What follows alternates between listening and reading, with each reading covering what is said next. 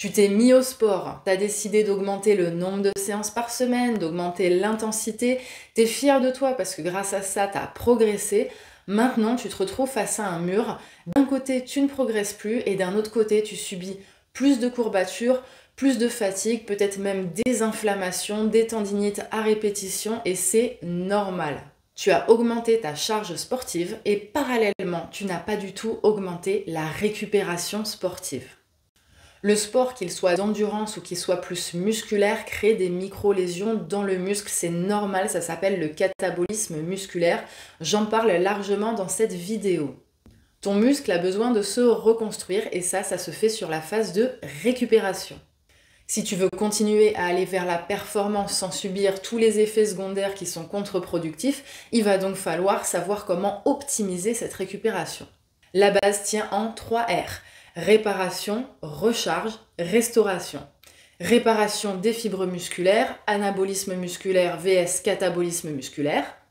Recharge des niveaux d'énergie, glycogène, macronutriments, micronutriments. Restauration du système nerveux et hormonal. Donc pour ce faire, on a différentes techniques que je te décris tout de suite.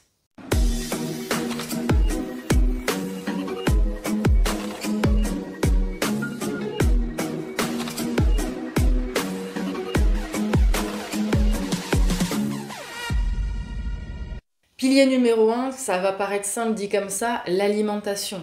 Quelqu'un qui fait du sport 1-2 fois par semaine peut se permettre d'avoir une alimentation qu'on va dire globalement équilibrée. Maintenant, si tu viens chercher plus de séances plus intenses, il va falloir être plus péchu sur ta nutrition puisque tu vas demander plus de ressources à ton corps, il va falloir tout simplement lui en donner plus. Si tu veux des bases de menus saines avec en plus une liste de courses à faire 1 fois par semaine avec vraiment des choix en termes de petit déjeuner sucré, salé, voire pas de petit déj, des collations, tu as mes programmes nutritionnels, la H-List Diet, 1600, 1800, 2000 calories. C'est vraiment l'essentiel pour te permettre d'avoir une base saine parce que la plupart du temps, je le vois, les sportifs savent à peu près comment équilibrer leurs macronutriments. Si tu sais pas ce que c'est un macronutriment, je te laisserai aller voir cette vidéo. Mais en termes de micronutriments, c'est là où clairement ça pêche lourdement. Les micronutriments, vitamines, minéraux, oligo-éléments sont encore trop peu connus du grand public et notamment des sportifs qui pourtant ont un besoin essentiel d'avoir des apports suffisants. Ils sont précurseurs et ou impliqués dans la totalité des processus biologiques internes du corps. Donc si tu veux augmenter ton niveau sportif, fais en sorte que ton corps suive et augmente le niveau de ton alimentation.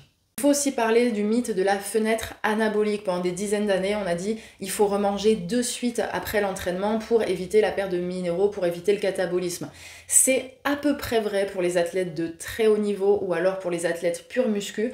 Maintenant, pour une personne normale qui ferait 3-4 séances par semaine, tu peux manger 1 heure, 2 heures, 3 heures après ton entraînement. Il n'y a aucun souci. L'important, et ça se vérifie vraiment très largement, ça va être le total calorique, ça va être le total de l'équilibre de tes macros et de tes micros sur la journée. Typiquement, les gens qui sont habitués à faire un jeûne intermittent sont très habitués à faire du sport à jeun, ça ne pose aucun problème et il n'y a aucune étude qui montre une destruction musculaire supérieure à quelqu'un qui aurait ce type d'alimentation vs quelqu'un qui ferait 3 repas, voire 3 repas de collation.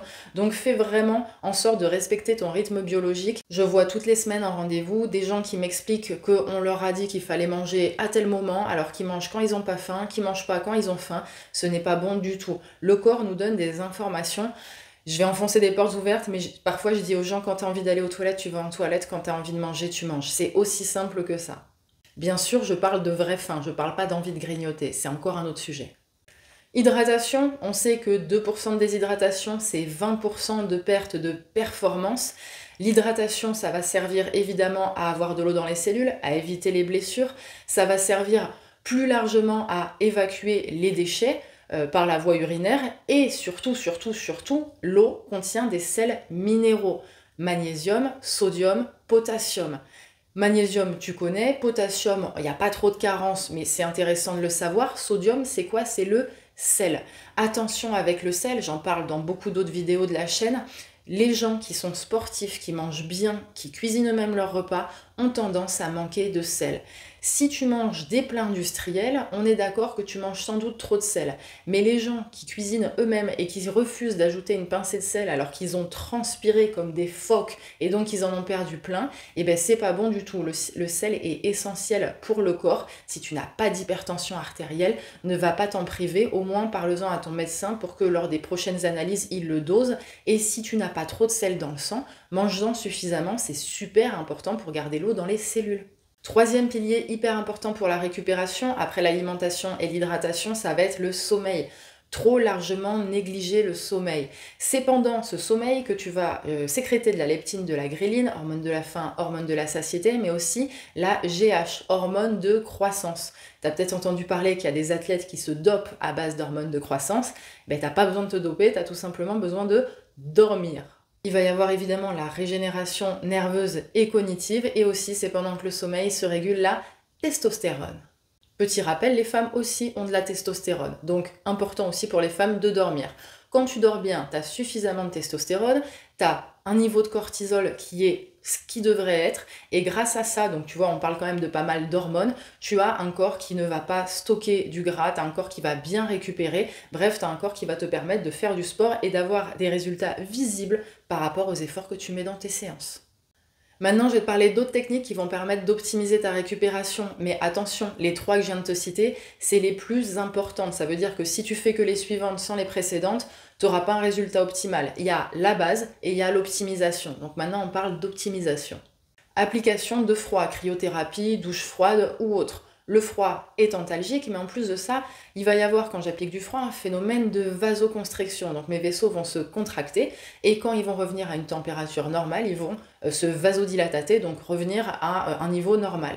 Et quand je viens faire tout simplement ce mouvement-là, je vais drainer les toxines. Donc ça va me permettre d'optimiser un tant soit peu ma récupération. Attention, ce n'est pas une méthode miracle, ce n'est pas parfait, c'est vraiment des petits tips en plus. Et si tu es un athlète pur muscu, n'en fais pas trop souvent parce que ça va empêcher, si vraiment tu en fais plusieurs fois par semaine, la construction idéale de ton muscle. Ce n'est pas une méthode miracle, tu vas pas pouvoir faire une séance de cryo et le lendemain aller te recogner une très grosse séance, mais en termes de bien-être, il y a un ressenti qui est vraiment super et notamment on évite les courbatures. Étirement, yoga, mobilité, beaucoup trop sous-coté. Si on veut faire des étirements statiques, on va les faire au moins 6 heures après une activité hautement impliquante en termes musculaires pour éviter de, quand j'ai créé des micro-dommages, de en plus venir tirer sur ces micro-dommages. Au fur et à mesure, on va augmenter le risque de blessure. Donc au moins 6 heures après pour des étirements statiques. Le yoga, alors c'est une discipline qui souffre d'une réputation, c'est pour les bobos, c'est pour les vieux, c'est pour les gens spirituels. Oui, en partie, mais tu peux aussi sur YouTube trouver beaucoup de séances. Yoga pour la souplesse, yoga pour la récupération, yoga après le sport. Le yoga, c'est vraiment hyper important parce que selon les sports qu'on pratique, on va pas bosser le corps sur toutes ses amplitudes. On va renforcer certains muscles et au bout d'un moment, on va créer des dérèglements sur la biomécanique de toute notre structure corporelle. Donc faire quelques étirements, une petite routine mobilité, et très souvent quand je regarde des routines mobilité, je vois qu'elles sont largement inspirées du yoga, et j'ai envie de dire c'est très bien, fais en sorte d'avoir 2-3 étirements, ça prend 5 ou 10 minutes 2-3 fois par semaine, pour faire en sorte de laisser ton corps avoir la souplesse et les amplitudes musculaires normales qu'il devrait avoir. Tout ce qui est massage, automassage, donc on a les drainages lymphatiques, on a les massages sportifs qui sont super, mais ça vaut un certain prix. La solution qui va bien, c'est d'avoir à la maison ce genre de rouleau. Je te mettrai un lien en description si tu veux t'en procurer un. L'avantage de ça, c'est de la même manière qu'en venant appuyer sur le muscle, on va venir un peu comme avec le froid, drainer les toxines qui vont être responsables, notamment des courbatures, et donc accélérer la récupération. Je suis pas vraiment pour les pistolets de massage, ça fait quelques années qu'ils sont en vente un petit peu partout, les gens ne savent pas les utiliser, parfois ils se font plus de mal que de bien. Donc si tu veux utiliser ce genre d'outil qui, il y a encore pas longtemps, était réservé aux professionnels, au moins va voir un kiné et demande-lui comment t'en servir. Donc massage, activation de la circulation sanguine, évacuation des déchets métaboliques, une fois de plus, on prend. Petit fun fact, les femmes récupèrent un petit peu plus vite que les hommes parce que les œstrogènes ont un effet protecteur sur le muscle. Allez, c'est cadeau, c'est pour nous. Au niveau de la supplémentation, pareil, il y a des choses qui marchent, d'autres qui ne marchent pas. Dans ce qui marche pas, du moins qui n'a pas été vraiment bien prouvé, ça va être la glutamine. Pendant des années, il y avait des études assez théoriques qui disaient que c'était censé fonctionner. Maintenant, quand tu viens faire des études randomisées en double aveugle, tu te rends compte que les résultats sont pas vraiment probants. Parfois c'est un peu oui, parfois c'est un peu non. Il n'y a pas vraiment une preuve tangible pour dire que la glutamine a un effet merveilleux sur la récupération sportive. En revanche, il y a quand même pas mal de choses qui marchent. Magnésium, de préférence un magnésium de bonne qualité, magnésium marin, lutte contre le stress, donc le cortisol, meilleur sommeil, on l'a vu, cortisol, sommeil, c'est important. Oméga 3, anti-inflammatoire naturel. Le problème de notre alimentation moderne, c'est qu'on mange trop d'oméga 6 et pas assez d'oméga 3. Or, il y a un ratio à tenir. Alors, je vais te mettre les aliments qui contiennent le plus d'oméga 3 juste là. Et comme ça, tu vas pouvoir un petit peu plus forcer sur cela. Les acides aminés, Quesaco. Grosso modo, tu manges de la protéine, ça arrive dans la digestion, c'est décomposé en acides aminés, ça peut passer la barrière intestinale pour être remétabolisé par le corps comme protéine dans ton muscle. Donc, très bien. Sauf que souvent, les sportifs ne prennent que les BCA. Qu'est-ce que c'est les BCA? Il y a seulement 3 acides aminés, leucine, isoleucine, valine.